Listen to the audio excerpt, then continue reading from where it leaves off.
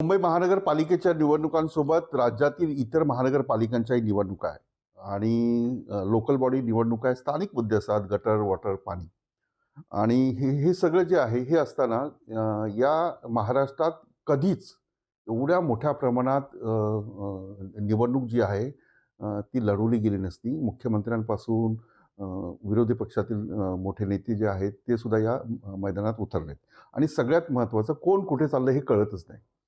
आता अंबरनाथमधील जे काँग्रेसचे नगरसेवक होते ते भाजपमध्ये जात आहेत. म्हणजे भाजप ही वेगळी विचारधारा, काँग्रेस ही वेगळी विचारधारा. पण हे का होतंय?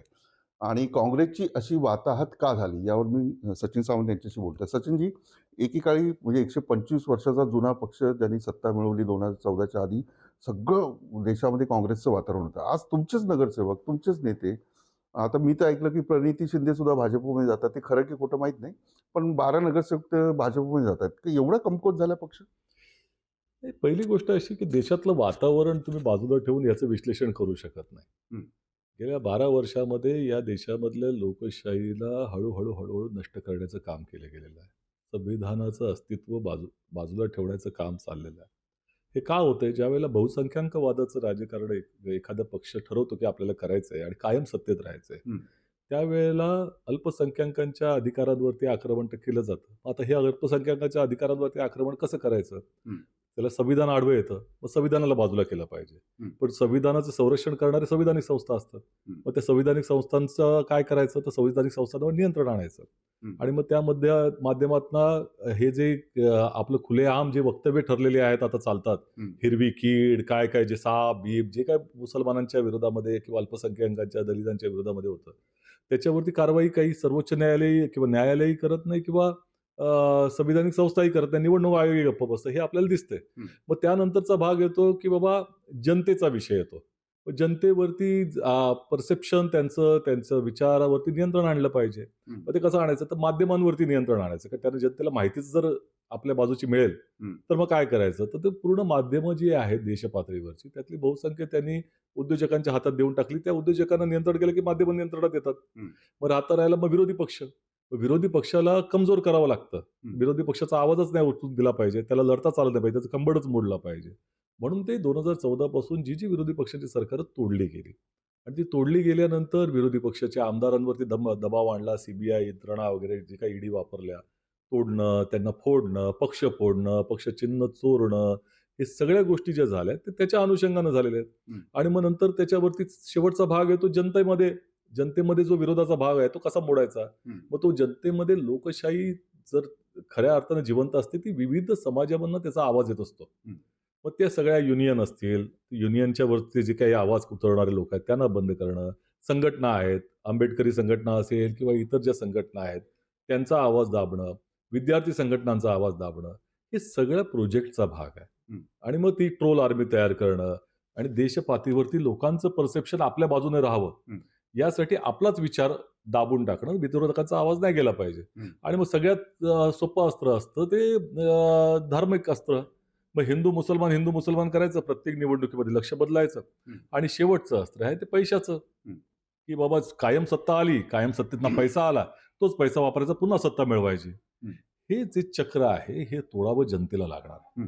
कारण पण शेवटी याच्यामध्ये विरोधी पक्षाची भूमिका आहे ना, आता तुम्ही मला जो सिक्वेन्स सांगितला, त्याच्यामध्ये इंदिरा गांधींनी सुद्धा दबाव तंत्र किंवा आणीबाणी लादली होती. तरी सुद्धा विरोधी पक्ष उभा राहिला. आज तो सत्तेपर्यंत पोहोचला. 10 वर्ष सत्ता तो करतोय. तर हे काँग्रेसला का नाही? म्हणजे युद्धामध्ये आणि प्रेमामध्ये तुम्हाला सगळी लढाई लढावीच लागते. काँग्रेस का कमजोर पडतंय? म्हणजे राहुल गांधींना जो प्रतिसाद होता तो कमी होतो, जास्त होतो. सातत्य दिसत नाही काँग्रेसच्या नेत्यांमध्ये. आणि काँग्रेसचे नेते हे पक्षाशी बांधील नाहीये असे तुम्ही आमदार खासदार बनवले. असं आहे की दोन्ही गोष्टींची तुलना होऊ शकत नाही. आणीबाणी ही संविधानाच्या माध्यमातून आली होती. आणि त्यावेळेला संविधानाने तुम्हाला अनुमती दिलेली असताना देखील इंदिरा गांधींनी निवडणुका जाहीर केल्या होत्या. हं. आणि त्यावेळेला निवडणूक आयोग किंवा ज्या काही संस्था आहेत, त्या काही इंदिरा गांधींच्या दबावाखाली नव्हत्या. ते निरपेक्ष पद्धती झाल्या म्हणून लगेचच सत्तांतर झालं. हं. तुम्ही लक्षात घ्या. जनतेचा जो आवाज आहे तो विरोधाचा असेल किंवा तो जनतेचा बाजूचा असेल, तो त्या निवडणुकांच्या माध्यमातून रिफ्लेक्ट झाला पाहिजे. त्याचं प्रतिबिंब त्याच्यामध्ये उमटलं पाहिजे. परंतु 230 पेक्षा जास्त जर तुम्हाला हे मिळत असेल, तर त्याला जे काही अँटी इन्कम्बन्सी फॅक्टरच राहिला नाही ना. हं. हा विषय संपला.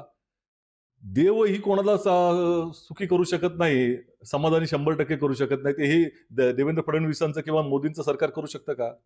परंतु देशामध्ये ज्या पद्धतीनं लोकांच्या भावनांवरती आणि एकंदरच त्यांच्या विचारांवरती नियंत्रण आणलं गेलेलं आहे, त्याचा अभ्यास करण्याची आवश्यकता आहे. माध्यमं मग तो तुम्हाला अभ्यास काँग्रेस का करत नाही? एवढा मोठा पक्ष तो अभ्यास करत नाही आणि त्यासाठी जी एक सिस्टीम आहे ती करत नाही. तिकडे RSS असेल, बजरंग दल असेल, त्यांची विचारधारा वेगळी आहे. ते त्यांच्या पद्धतीने काम करतात. पण एक काँग्रेस पक्ष, एक विरोधी पक्ष टिकला पाहिजे. जर पक्षामध्येच ही शिस्त नसेल, तर एखादा पक्ष टिकू शकतो का? असं आहे, पक्ष विचारधारेवर टिकतो. प्रश्न असा आहे, की या देशामध्ये ज्या वेळेला तुम्ही लेव्हल प्लेइंग फील्ड लागतं, लोकशाही ही अतिशय नाजूक व्यवस्था असते, लक्षात घेतलं पाहिजे.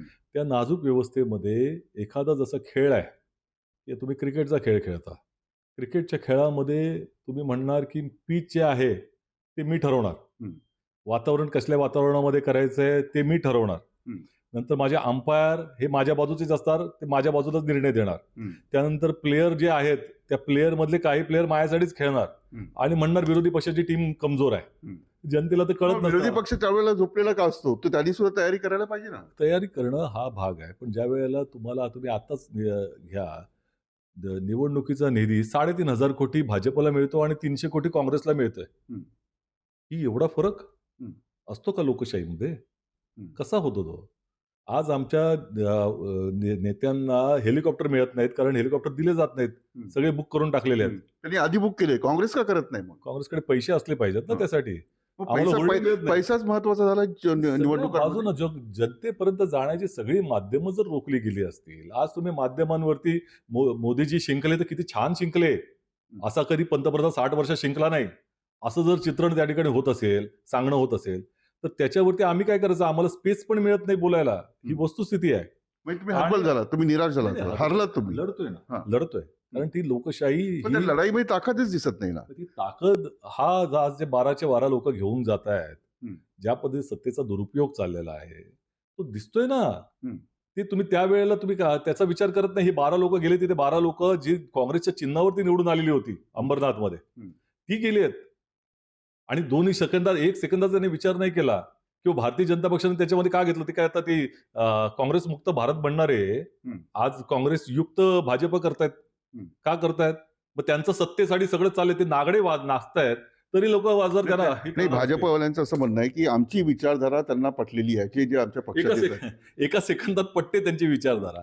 म्हणजे असं वाटतंय की ह्या सगळे जे तर्कशून्य गोष्टींना ते जनतेसमोर मांडतायत आणि ते तर्कशून्य गोष्टी ह्या योग्य वाटतायत असं म्हणावं का? ज्या वेळेला 30-35 जसं बिहारमध्ये निकाल आला, तुम्ही लक्षात घ्या, 3-3, 4-4 निवडणुकांमध्ये जेव्हा निकाल येतो त्यावेळेला पक्षाची पडझड होते, ह्याच्यात काही शंका नाही.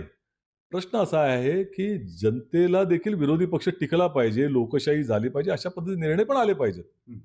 प्रश्न तुम्हाला जर त्या ठिकाणी असे निर्णय तुम्ही देणार असाल की तिन्ही पक्ष मिळून 46 आणि त्यांचे 232 एवढं लोकप्रिय झाले देवेंद्र फडणवीस. मला माहिती नाही असे कुठले लोकप्रिय निर्णय घेतले की बाबा ज्यांनी इतकी लोकप्रियता व्हावी की जी 60 मला तेच गणित कळलं नाही. लाडकी बहीण योजना त्यांनी आणली आणि त्याचा तो मास्टर स्ट्रोक होता. लोकसभेला ते त्यांना जागा जास्त मिळाल्या नाही. तसं प्लॅनिंग जे आहे ते, माझा प्रश्न हाच आहे ना, मी भाजपचा ना मी काँग्रेसचा मी पत्रकार आहे. मला सांगा की त्यांचं प्लॅनिंग हे आधी ठरलेलं असतं, काँग्रेसचं प्लॅनिंग निवडणुका लागल्यावर होतं. आणि इतकंच नाही तर महाविकास आघाडीचं जे तिकीट वाटप आहे, लोकसभेलाही शेवटपर्यंत होतं, विधानसभेलाही तिकीट वाटप झालं नाही, मुख्यमंत्री पदाचा जो चेहरा आहे तोही देता आला नाही. हे जे प्लॅनिंग आहे इथे कमी पडतं. पहिली गोष्ट अशी, लाडकी बहीण ही योजना ही काय ती प्लॅनिंग तरी आलेली असं मानायला मी तयार नाही. निवडणूक आयोग 1 महिना पुढे ढकलतं निवडणुका, 3 महिन्याचा हप्ता द्यायला लावतं. आता जी बिहारमध्ये 10,000 रुपये दिला आणि सांगितलं की 10,000 रुपयात व्यवसाय करा, महिला व्यवसाय करतील 10,000 रुपयामध्ये. आता कुठला 10,000 रुपयामध्ये व्यवसाय होतो मला माहिती नाही, परंतु तो हप्ता हा निवडणूक चालू झाल्यानंतर दुसऱ्या फेज पर्यंत जात होता. निवडणूक आयोग काही म्हटलं नाही त्याच्यावरती. ते म्हणजे ऑन गोईंग स्कीम आहे. सरकार असतं का चालू, अस्तित्वात असतं का सरकार ज्या वेळेला निवडणूक असते त्यावेळेला, का निवडणूक आयोगाच्या हातात असतात? तर हे जे चाललेलं आहे ही काही लोकशाहीला, आदर्श लोकशाहीची गणित सांगत नाहीये. ही लोकशाहीवरती घाला घालण्याचा प्रकार चाललेला आहे. आणि मग या प्रश्नावरती आम्ही लढतोय. लढत नाही असं कसं? राहुल गांधी लढत आहेत, आम्ही लढतोय, इथं बसलेलो आहे, आम्ही उभे त्या ठिकाणी प्रयत्न करतोच आहोत ना. प्रश्न असा आहे की ही लढाई जनतेची आहे, ही काही केवळ विरोधी पक्षाची लढाई नाही आहे. आम्हाला सत्ता मिळवण्याचा विषय नाही आहे, ही लोकशाही जनता वाचवण्याची आहे. कधीपर्यंत तुमच्या सोबत येईल? आणखी वेळ लागेल? असं आहे की आता या 3 निवडणुका झाल्या, म्हणजे असं आहे. लोकसभा झाली, ही विधानसभा झाली, आता असं मग आहे की पहिली गोष्ट अशी की जनतेचे डोळे नेहमी उशिरा उघडतात. त्यावेळेला फार वेळ झालेला असतो. तुम्ही पहा जर्मनीमध्ये काय झालं? हिटलरनं पूर्ण देश ज्या वेळेला संपुष्टात आणायचा प्रयत्न केला, त्यावेळेला डोळे उघडले. त्यातील सर्वात लोकप्रिय होते हिटलर. तो मुसोलिनी पण लोकप्रिय होता हिटलरसारखा. तसे अनेक तानाशा आहेत. आता तर ट्रम्पचं चालू आहे तिकडे. त्यामुळे या उजव्या विचारधारेच्या लोकांचा प्रभाव आताच्या राजकारणामध्ये पडलाय आणि ती उजव्या विचारधारेबरोबर हुकुमशाही प्रस्थापित प्रत्येक ठिकाणी होते. आज ज्या पद्धतीनं ट्रम्पची भाषा आहे की मोदींनी मला खुश केलं पाहिजे होतं, ही एका हुकुमशाहीची भाषा आहे. ही लोकतांत्रिक व्यवस्थेमधून आलेल्या व्यक्तीची नाहीये. त्याच पद्धतीच्या अनुरूप आपल्याला दिसते चित्र.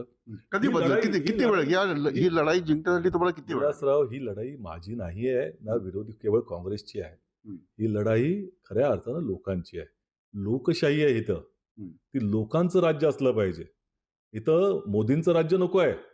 लोकांचं राज्य ज्या वेळेला प्रस्थापित कधी होईल, ज्या वेळेला लोकांच्या हातामध्ये ताकद असेल. ताकद कधी असते?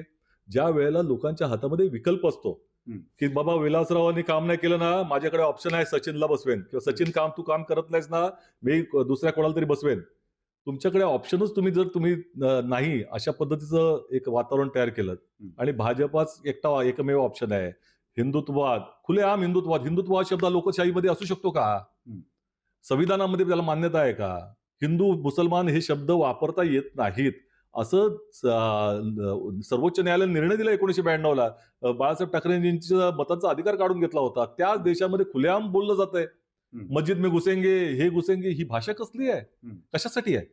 या भाषेनं काय होतंय? ह्या भाषेनं लोकांना द्वेषाकडे, तिरस्काराकडे घेऊन चाललं जाते. समाज हा किडवत आहेत हे लोक.